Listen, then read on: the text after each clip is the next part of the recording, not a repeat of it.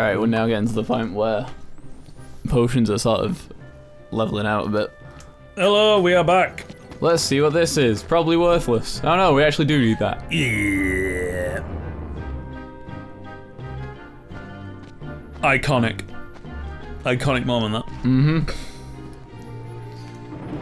I remember that being one yeah. of the big things of like this, like loving this game, was like that bit, yeah. getting to not even just the whole like, but just getting to that room. Yeah. And seeing it and being like, oh, it's for the fucking spiral. No, what the fuck? Shit.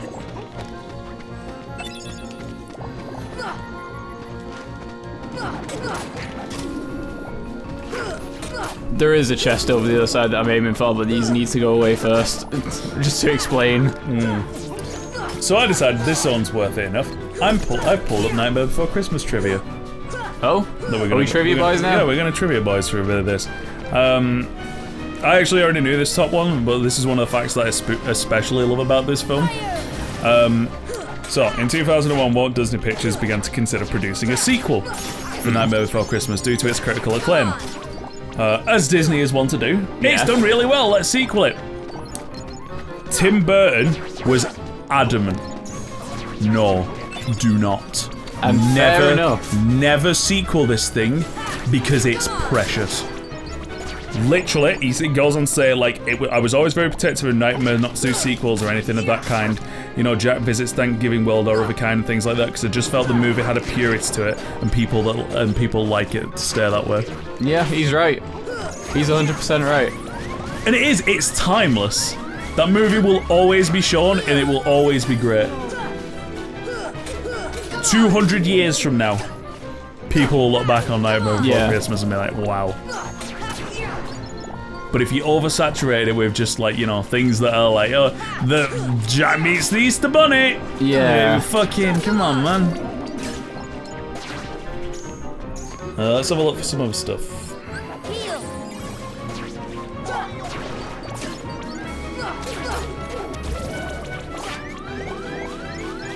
They do a lot more damage than I thought they did. I think these are also stocking, by the way, just not with what we're putting in them. This is a good one. Tim Burton said the original poem was inspired by seeing Halloween merchandise display in a store being taken down and replaced by a Christmas display. So it's just like the idea of it, like, Halloween immediately transitioning into Christmas is like, huh, that is weird how that just happened. Yeah. We go from like super spooky stuff to suddenly like nice family cheer stuff. It's like, huh, that's a concept. Thus the film was, but remember when Tim Burton was good at this shit? Yeah. Before he gone completely off the rails and he was just off the rails enough. I swear you can do that. Danny Elfman found writing Nightmare's 10 songs as one of the easiest jobs I've ever had. I had a lot in common with Jack Skellington. That makes too much sense. I suppose this is one of these. This is one of these jobs where if you were one of the weird goth kids who grew up, you were one of the weird like first trendsetter emo goth kids growing up in the 80s and just being slightly darker than like, you know, regular kids. Like all black everything. And then you got the job working on a film like this. That's like, sorry, that's like, I'm in my element. I'm here, I've made it. This is my film. Yeah. I thought we were done with these. No man, you're never done with the whites.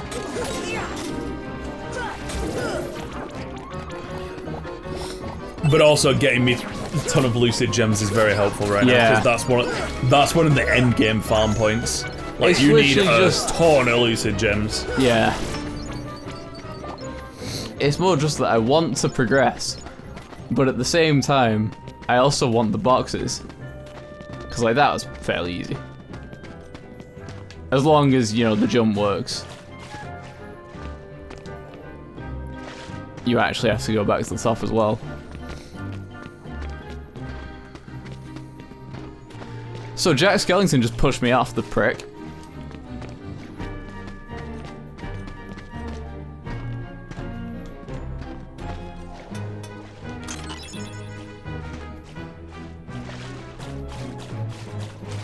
Now, is there an easier way to that's a get good this one? That's a good one. So,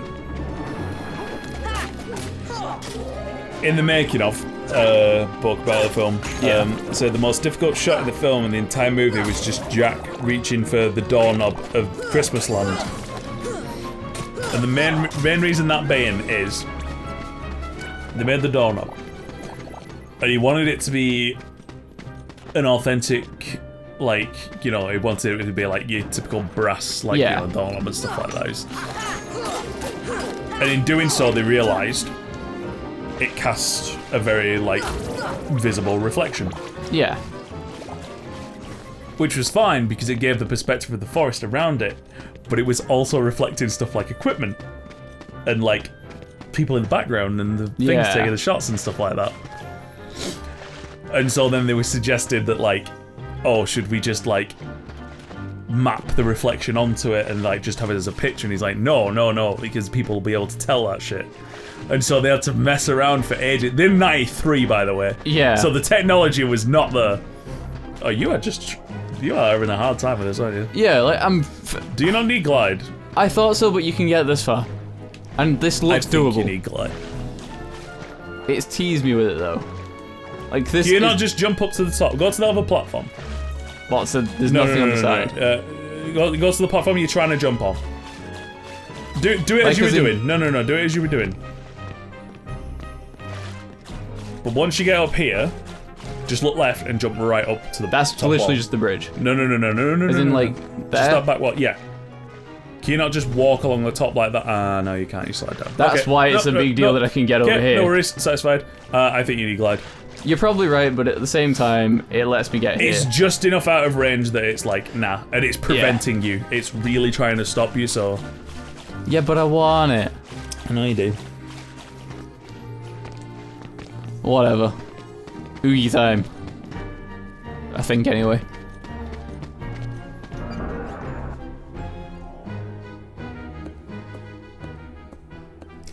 Oogie Boogie was originally intended to be Dr. Finkelstein in disguise. Reportedly, Tim Burton was so infuriated by this idea, he literally kicked a hole in the wall.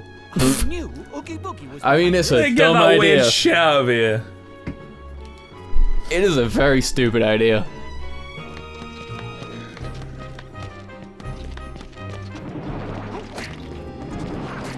Oh, there's a box, so I am gonna have to hit these.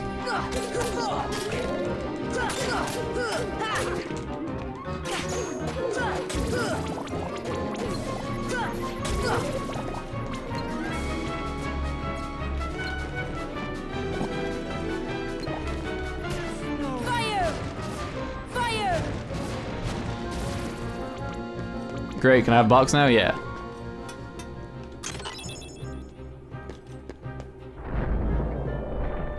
Oh yeah, I never did the lantern in the other room. Oh yeah, so is it a back?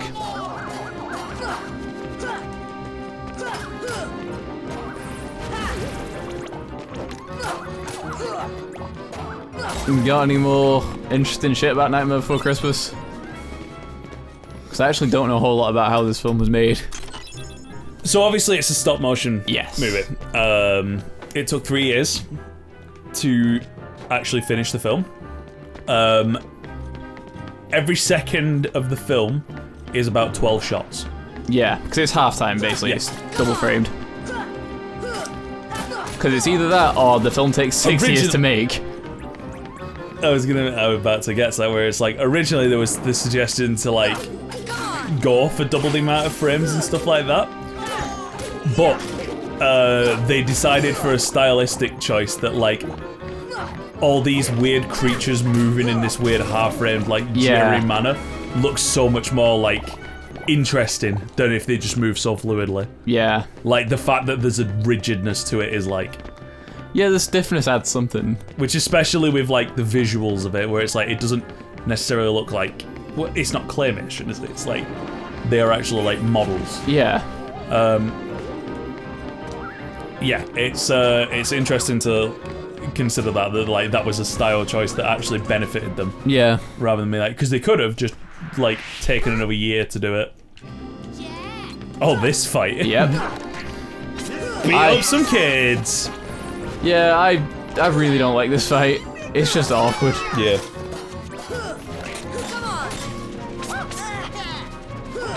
At least, like, Thunder, you can hit things in an area, so it's not the worst. Oh, here's an interesting fact, yeah. Wow, that does a lot of damage. Because you said you didn't necessarily know... Oh yeah, you got beat up. You didn't know too much about the film. Yeah. Who directed this film, Ross? I would have thought Tim Burton. It's not Tim Burton.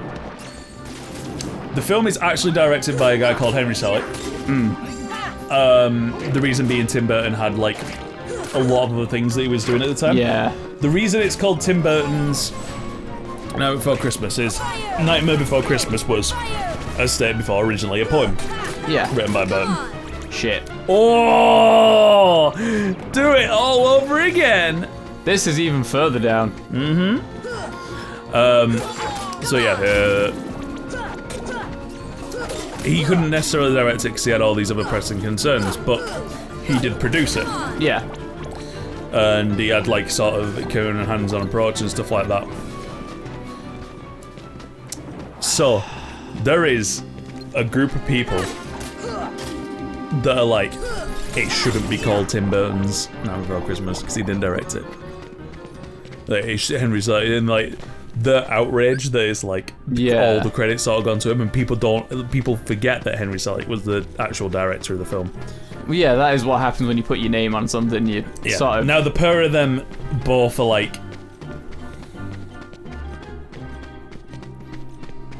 you know, the pair of them, like, Tim Burton's actually annoyed that people don't know that it's Henry that did it, and Henry is like, you know, more than willing to be like, oh no, this is Tim Burton's, like, product. This is absolutely his. So it's like they're both being, like, super modest about it with regards to that. That's not too bad. Is it? I don't actually know what you end up with. Me neither. I think it may actually be better just to tank it off the edge. Yeah. I hope. Big spade being dragged.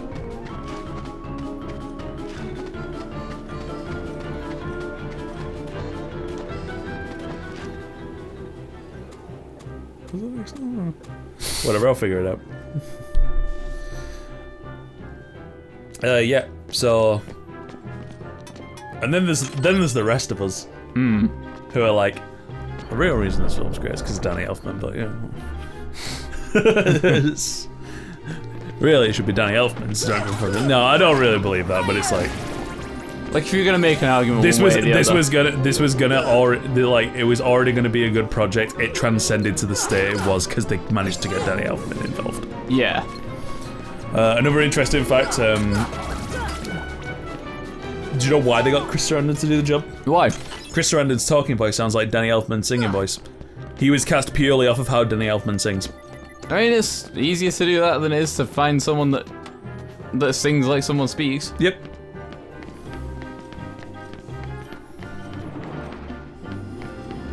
Do I have to deal with these? I didn't last time. No, I think you can just run up. These guys appear in Monster as well. The Yep. Whites and the Gargoyles. Is there anything this way? Because I didn't actually go this way last time. No. Enemies.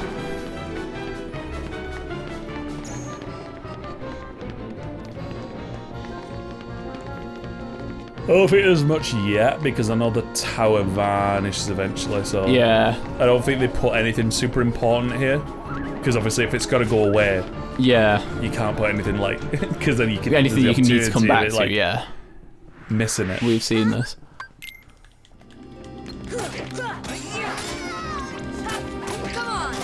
I can't remember who's the best person to focus in this fight.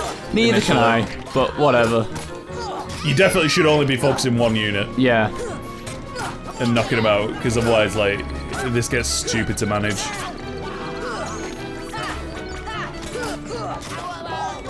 I think Shock's the most aggressive out of all of them. I'm just gonna hit Ooh, whichever nice. one it is. You can put a 5th item on your bar now. Yeah, that's very useful, actually. You're forgetting to Euro again, by the way. Yeah, I am. But we're almost done, so whatever. Come on. I'll behave, I promise. Meanwhile, Jack Skellington. I'll behave, Going I in. promise. God, kid. There we go.